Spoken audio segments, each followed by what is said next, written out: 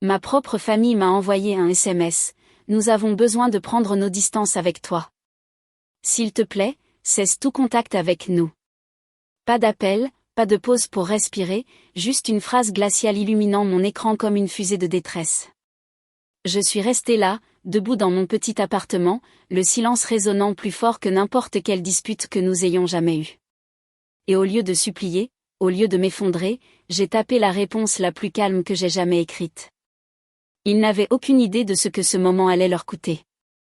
Avant que je vous raconte la suite, cliquez sur j'aime et dites-moi en commentaire de quelle ville vous écoutez cette histoire, pour que je sache qui est avec moi de l'autre côté de ce gâchis. Je m'appelle Manon Dubois.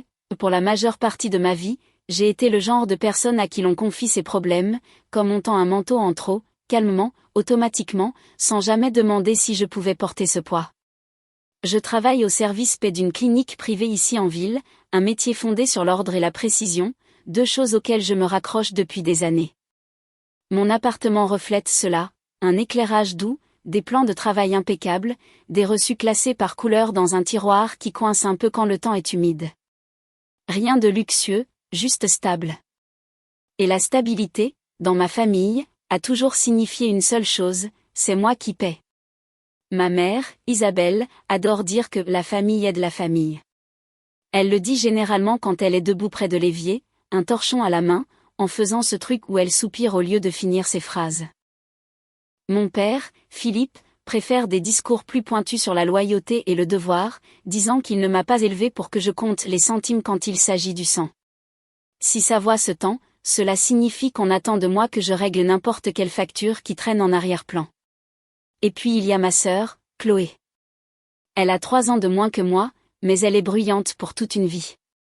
En grandissant, elle a toujours su comment devenir le centre d'attention d'une pièce. Nouveau blouson, nouvelle coiffure, nouveau drame. Elle m'appelle la banquière. C'est moitié blague, moitié arme, et totalement pratique quand elle a besoin d'une caution ou qu'on lui remplisse son réservoir d'essence. Et chaque fois que j'essayais de dire non, le cœur familial intervenait, ne sois pas dramatique, tu sais qu'elle ne peut pas y arriver toute seule. Tu sais que tu es la responsable. Même la famille éloignée jouait le jeu. Notre conversation de groupe sur WhatsApp était un flux constant de nouvelles, de photos, de mèmes et de plaintes, jusqu'à ce que la question de l'argent arrive. Alors, soudainement, chaque voix s'aiguisait, me rappelant combien mes parents avaient donné, combien Chloé méritait une pause, comment je ne devrais pas rendre les choses gênantes. Peu importait qu'ils ne connaissent pas mon budget ou les nœuds que je faisais chaque mois pour garder tout le monde à flot. Dans tout ce bruit, la seule personne qui n'a jamais profité de moi était mon oncle Marc. Il dirige une petite entreprise de déménagement à l'autre bout de la ville, le genre de travail qui vous donne des mains fortes et une lecture silencieuse des gens. Il ne demandait jamais rien, ne faisait jamais d'allusion. Il observait juste. Je n'ai réalisé à quel point cela deviendrait important que bien plus tard. Pendant des années, je me suis dit que c'était normal. Chaque famille a des rôles, et la mienne a simplement fait de moi celle qui payait pour les urgences, les déficits, et les « je te rembourserai la semaine prochaine » qui n'arrivaient jamais. Je me disais que ce n'était pas personnel. Mais chaque fois que j'ouvrais mon application bancaire, chaque fois que je voyais mes propres projets rétrécir pour que les leurs puissent grandir, quelque chose de petit se serrait en moi. Et puis est venue la nuit où tout a basculé. La nuit où ce SMS est arrivé, celui qui ressemblait moins à un message qu'à une porte qui claque. Les jours précédant ce message semblaient étranges d'une manière que je ne pouvais pas nommer à l'époque. De petits changements, de petites piqûres, des moments qui auraient dû glisser sur moi mais qui s'installaient sous ma peau comme du sable. Ça a commencé avec Chloé, comme d'habitude. Elle est arrivée chez mes parents avec un manteau tout neuf, les étiquettes encore accrochées au tissu, et a immédiatement commencé à parler de l'appartement plus sûr qu'elle visait à l'autre bout de la ville. Elle ne m'a pas regardé quand elle l'a dit. Elle n'avait pas besoin de le faire. Tu couvriras la caution, hein, a-t-elle demandé en faisant défiler son téléphone, d'une voix décontractée comme si elle commandait un repas à emporter. J'ai dit non. Pas fort, pas en colère, juste un non ferme que j'avais répété devant le miroir de la salle de bain. Ma mère, Isabelle, s'est figée avec un plat à la main. Mon père, Philippe, a pris une lente inspiration déçue. C'est tout ce qu'il a fallu. L'atmosphère a changé, l'air est devenu lourd, et soudain, j'étais à nouveau l'égoïste. Chloé n'a même pas scié.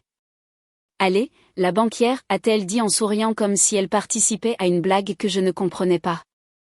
C'est pas la mort. Je suis partie tôt ce soir-là, assise dans ma voiture avec le chauffage qui cliquetait, me demandant pourquoi une simple limite ressemblait à un crime. Mais le vrai coup dur est venu 2 jours plus tard, quand mon téléphone de bureau a sonné. J'ai répondu avec ma voix professionnelle, calme et posée, pour entendre le propriétaire de mes parents confirmer joyeusement le renouvellement de leur accord de prélèvement automatique. Mon accord de prélèvement. Il m'a remercié d'avoir régularisé des frais de retard. Des frais de retard dont j'ignorais l'existence. Puis il a continué à parler, mentionnant comment mes parents lui avaient donné mon email professionnel et apparemment mon emploi du temps pour qu'il puisse me joindre au bon moment. Je me souviens avoir fixé le mur en face de mon bureau, l'art abstrait bon marché devenant flou alors que la chaleur montait à mon cou. Ils n'avaient pas seulement utilisé mon argent. Ils avaient ouvert la porte de ma vie professionnelle, distribuant mes informations personnelles comme des petits fours. La vie privée n'était pas quelque chose que je pensais devoir protéger de ma propre famille. Mais soudain, je n'étais plus sûre d'en avoir du tout. Ce soir-là, j'ai conduit directement à leur immeuble. Le couloir sentait le produit nettoyant et les restes de nourriture. Je les ai fait asseoir, mes parents sur le canapé affaissé que j'avais acheté à Chloé, je me suis appuyée contre l'encadrement de la porte et j'ai dit les mots que j'avais ravalés pendant des années, je mérite de savoir ce que je paie. Le visage de ma mère s'est durci. On se sent attaqué. Mon père a croisé les bras. Prends ce ton avec tes collègues, pas avec nous. Chloé a ri depuis le couloir. On doit te donner un pourboire maintenant ou plus tard? Ce n'était pas une bagarre. Ce n'était même pas bruyant. C'était pire, une cruauté décontractée, livrée avec la facilité de la mémoire musculaire. Je suis partie sans finir ma phrase. Le lendemain après-midi, la notification du groupe familial est apparue. Le message qui a tout changé, nous avons besoin de distance avec toi. S'il te plaît, cesse tout contact avec nous. Quelque chose en moi ne s'est pas brisé. Ça s'est mis en place, définitivement. Les minutes après ce SMS semblaient suspendues, comme si l'air s'épaississait juste pour me garder immobile assez longtemps pour comprendre ce qui s'était passé. Ma famille ne demandait pas de l'espace. Ils déclaraient un exil. Pas de discussion, pas de confusion, un verdict, et presque instantanément leur silence a inondé la pièce, brillant, résonnant, final. Je me suis assise au bord de mon lit, fixant le message jusqu'à ce que mon écran s'éteigne. Pas de colère, juste une clarté froide et posée que je n'avais jamais ressentie auparavant. Si c'était la distance qu'il voulait, je pouvais l'honorer pleinement. 1 heure plus tard, mon téléphone a vibré avec un nom que je n'attendais pas, oncle Marc. Il n'appelait jamais sauf s'il y avait une raison. Quand j'ai décroché, sa voix était stable, prudente. « Je suis chez tes parents », a-t-il dit. Ils m'ont demandé d'aider à faire les cartons. Pendant un instant, j'ai cru avoir mal entendu. « Les cartons de quoi ?»« De tout », a-t-il dit doucement. « Vêtements, vaisselle, photos. » Il déménage. J'ai fermé les yeux. Bien sûr qu'il déménageait. Il ne coupait pas seulement le contact. Il se déracinait physiquement, disparaissant sans laisser de traces, me laissant derrière comme une facture dont il ne voulait plus. Marc a hésité avant d'ajouter, « Je m'assurerai que tout ce qui porte ton nom te soit rendu. » Ne t'inquiète pas. Il ne prenait pas parti. Il traitait juste avec la vérité. Et cette vérité, lui debout dans leur salon à mettre leur vie en boîte, frappait plus fort que le SMS lui-même. Après l'appel, j'ai ouvert le tiroir des reçus classés par couleur que je gardais depuis des années. Loyer, charges, transport, factures médicales, abonnements, courses, tous les fils invisibles que j'avais utilisés pour coudre leur vie ensemble mois après mois. Je m'étais dit que je gardais ces archives pour ma propre santé mentale. Mais à ce moment-là, il ressemblait à une carte, un registre de chaque endroit où je m'étais abandonné pour les garder à flot. J'ai étalé les reçus sur le parquet. Vert pour le logement, jaune pour les charges, bleu pour les transports, rouge pour le médical, violet pour tout le divers dont il ne se souvenait jamais que je l'avais payé. Les catégories rebiquaient sur les bords comme si elles étaient fatiguées elles aussi. Je me suis assise là, à genoux sur le bois dur, repliée sur moi-même, et pour la première fois, je me suis laissé voir la situation clairement. Ce n'était pas du soutien. Ce n'était pas de l'amour. C'était de la dépendance déguisée en devoir, et j'étais devenue l'infrastructure soutenant une maison qui n'avait jamais eu de place pour moi. Cette pensée ne m'a pas brisée. Elle m'a libérée. Ce soir-là, Lucas est passé. Il n'a pas frappé fort, a juste toqué une fois et est entré, comme le fait quelqu'un qui tient assez à vous pour rester doux. Ils t'ont écrit, a-t-il dit doucement. Ce n'était pas une question. Il pouvait le lire sur mon visage. J'ai fait glisser le téléphone vers lui. Il a scanné le message, la mâchoire tendue mais les yeux doux. Tu ne mérites pas ça, a-t-il dit. Je n'ai pas pleuré. Je ne me suis pas effondrée. J'ai juste expiré comme si quelqu'un avait enfin desserré une sangle autour de ma poitrine. J'en ai fini, ai-je dit. Lucas s'est assis à côté de moi sur le sol, parmi les piles de reçus. Alors commençons par une chose, a-t-il dit. Montre-moi ce que tu portais. Je lui ai tendu la première pile, verte, le logement. Il les a regardées lentement, comme s'il tournait les pages d'une histoire qui expliquait enfin la fin. Le lendemain matin, je suis entrée dans le cabinet du docteur Valérie et je lui ai tout raconté. Le SMS, les cartons, les années.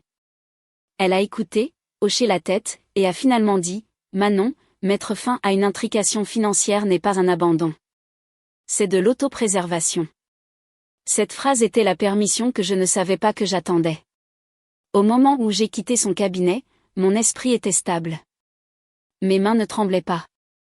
Je savais exactement ce qui devait se passer ensuite. Le prochain message que j'enverrais à ma famille ne serait pas émotionnel. Il serait factuel, final, et construit entièrement sur la vérité qu'il m'avait forcé à porter seul. Je n'ai rien envoyé ce soir-là. J'ai dormi avec mon téléphone en silencieux, face contre table, comme on le fait quand on a enfin fini de le laisser diriger sa vie. Mais le lendemain matin, quand je l'ai retourné, la conversation de groupe était une tempête, des messages manqués empilés comme des dominos tombés. Chloé avait commencé. Bien sûr. T'es où? Pourquoi tu réponds pas? Maman a dit, tu fais encore ta dramatique. Puis, très bien, on fera tout sans toi. S'il voulait me couper les vivres affectifs, pourquoi exigeait-il que je réponde? J'ai fait défiler jusqu'au message original. Nous avons besoin de distance avec toi. S'il te plaît, cesse tout contact avec nous. Cela semblait encore irréel, propre et tranchant comme une coupure de papier. Mais maintenant, j'avais quelque chose qu'il n'avait pas, la clarté. J'ai marché jusqu'à ma petite table de cuisine, j'ai étalé les piles colorées de la veille, et j'ai pris des photos, une pour chaque catégorie, logement, charges, médical, transport, abonnement, divers. La preuve de cette année passée à être la fondation silencieuse de la famille. Mes doigts ne tremblaient pas. Avant, oui. Plus maintenant. Puis j'ai ouvert la conversation de groupe familial. Mon message est arrivé comme un bloc unique de précision silencieuse. Je respecte votre demande de distance. Voici un résumé des paiements que j'effectuais en votre nom. Tous ces paiements cesseront aux dates encerclées. Merci de transférer les baux et les comptes à vos propres noms dans les 30 prochains jours.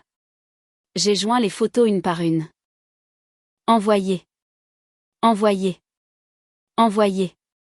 Et puis j'ai ajouté la ligne qui, je le savais, les ferait enfin arrêter de prétendre qu'ils ne comprenaient pas ce que je contribuais. Bien sûr, j'annulerai mes virements automatiques dès la première heure. Pendant 2 minutes, silence. J'imaginais leurs écrans s'allumer, leurs yeux parcourant les chiffres, les dates, les totaux sur lesquels ils n'avaient jamais pris la peine de poser de questions. Puis la panique a commencé. Maman, Manon. Qu'est-ce que c'est censé vouloir dire? Papa, l'argent n'est pas la même chose que la famille. Ne t'en sers pas comme arme. Chloé, tu es malade. Tu as fait ça pour nous humilier. Tante Monique est intervenue. Puis une cousine. Puis le mari de la cousine. De petits points gris de frappe grouillaient sur l'écran comme des moucherons. Maman encore, on voulait de la distance avec ton attitude, pas avec toi. J'ai tapé en retour, votre message disait cessez tout contact complètement. Je le respecte. Papa a envoyé un long paragraphe. Pas de ponctuation, que de la fureur. Après tout ce qu'on a fait pour toi en grandissant, c'est le remerciement qu'on reçoit. On t'a fait confiance avec nos factures parce qu'on pensait que tu comprenais la famille mieux que ça. Je n'ai pas pris la peine de répondre à la culpabilisation. Je l'avais entendu pendant des années sous une centaine de variations. Chloé a changé de tactique, je ne peux pas me permettre de déménager maintenant. Je vais être dans un quartier dangereux. T'es contente s'il m'arrive quelque chose? J'ai fixé le message, le souffle régulier. Le chantage émotionnel, leur outil préféré. J'espère que tu seras en sécurité, et j'écris. Mais je ne suis pas responsable de ton train de vie. Silence. Puis maman a appelé. Puis papa. Puis Chloé. Appel après appel. Chacun sonnant sur mon écran jusqu'à ce que j'active le mode ne pas déranger. Ils voulaient une réaction. Je ne leur en donnais pas. 1 heure plus tard, un nouveau message est apparu. Pas dans le groupe, mais en privé. Marc. Je dépose quelques cartons ce soir, a-t-il écrit. Des trucs qui t'appartiennent. Ils ne les ont pas ouverts. J'ai fait une pause. Qui m'appartiennent. Quand il est arrivé ce soir-là, il se tenait dans mon embrasure, tenant 3 cartons soigneusement empilés, sa veste poussiéreuse d'avoir déplacé des meubles. Ils ont essayé de me presser, a-t-il dit. Ils m'ont dit de ne pas m'embêter avec ce qui n'était pas à eux. Mais j'ai vu ton nom sur quelques trucs. Il a posé les cartons doucement. À l'intérieur, des torchons de cuisine non ouverts, un mixeur encore dans son emballage, un routeur internet qu'il n'avait jamais installé. Des choses que j'avais achetées pour eux. De minuscules tentatives pour rendre leur vie plus facile, mises de côté, oubliées, encore scellées. Marc m'a regardé assimiler tout ça. Tu as fait beaucoup plus pour eux qu'ils ne l'ont jamais admis, a-t-il dit. Ne les laisse pas déformer la réalité. J'ai senti quelque chose se tordre dans ma poitrine quand même. Du chagrin, je pense, pas de les perdre, mais de voir enfin la vérité sans le filtre de l'obligation. Quand Marc est parti, le groupe a explosé à nouveau. Maman, comment as-tu pu laisser Marc voir nos affaires privées? Papa, on ne te pardonnera jamais de nous avoir embarrassés comme ça. Chloé, j'espère que t'es fière. Tu as tout gâché. Je n'ai rien tapé. J'ai posé mon téléphone sur le comptoir et je me suis versé un verre d'eau à la place. Je l'ai bu lentement, délibérément, calmement. 10 minutes ont passé avant que les messages ne changent de ton. De la colère à la supplication, tout aussi prévisible que les marées. Maman, s'il te plaît, ne fais pas ça. Ton père ne dort plus. Papa, j'ai travaillé toute ma vie. Tu me dois le respect. Chloé, si tu arrêtes de payer le forfait téléphone, comment je suis censée appeler le travail ou obtenir de l'aide? Je n'ai répondu qu'une seule fois, je ne discute plus d'argent. Une autre pause. Puis le schéma familial de longue date s'est fissuré devant moi comme un œuf tombé sur du carrelage. Chloé, encore, je comprends juste pas pourquoi t'es si froide maintenant. J'ai répondu, vous m'avez dit de ne pas vous contacter. Je fais simplement ce que vous avez demandé. Cette fois, personne n'a répondu. Le calme s'est étiré assez longtemps pour que j'entende le ronronnement de mon réfrigérateur, le bruit sourd des pas dans l'appartement au-dessus du mien. Des sons réels, des sons présents, ma propre vie qui refaisait surface. Mais la paix n'a pas duré longtemps. À minuit, le groupe s'est rallumé. La famille éloignée s'y mettait maintenant.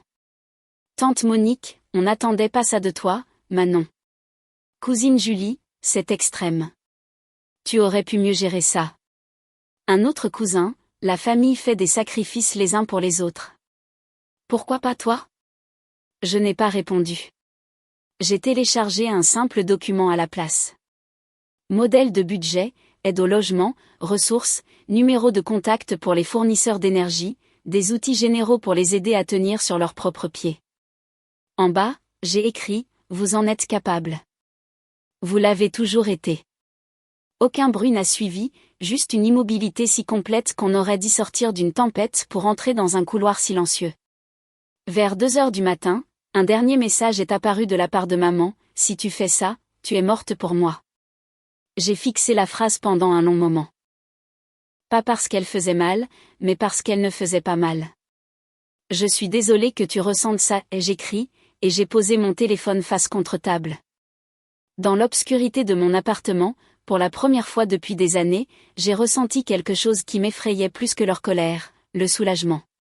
Au matin, le groupe de discussion était silencieux, un calme artificiel et résonnant après des jours de bruit. J'ai fait du café, je me suis assise à ma petite table de cuisine, et pour la première fois depuis des années, je ne me suis pas préparée à une crise. Au lieu de cela, j'ai ouvert mon ordinateur portable et j'ai fini ce que j'avais commencé. J'ai changé les mots de passe, retiré ma carte des services partagés, mis fin à chaque paiement lié à leur nom. Chaque confirmation ressemblait à la coupure d'un fil qui avait été enroulé trop serré autour de mes côtes. Plus tard cette semaine-là, je me suis assise en face du docteur Valérie et je lui ai dit que je me sentais à la fois plus légère et terrifiée. Elle a souri doucement. La paix peut sembler dangereuse quand on a vécu dans le chaos. Lucas est passé ce soir-là avec des plats à emporter et une compréhension silencieuse. Il n'a pas donné de conseils. Il s'est juste assis à côté de moi sur le canapé, ses genoux touchant les miens, me gardant ancré. « Je suis fier de toi », a-t-il dit. Et pour une fois, je l'ai cru. Dans les semaines qui ont suivi, ma vie n'est pas devenue plus bruyante. Elle est devenue plus claire. Je marchais sans vérifier mon téléphone. Je cuisinais le dîner sans attendre que quelqu'un ait besoin de quelque chose. Et lentement, le calme a cessé de ressembler à un abandon pour commencer à ressembler à la liberté. J'ai appris que l'amour sans respect n'est pas de l'amour, et que les limites ne sont pas de la cruauté, c'est de la survie.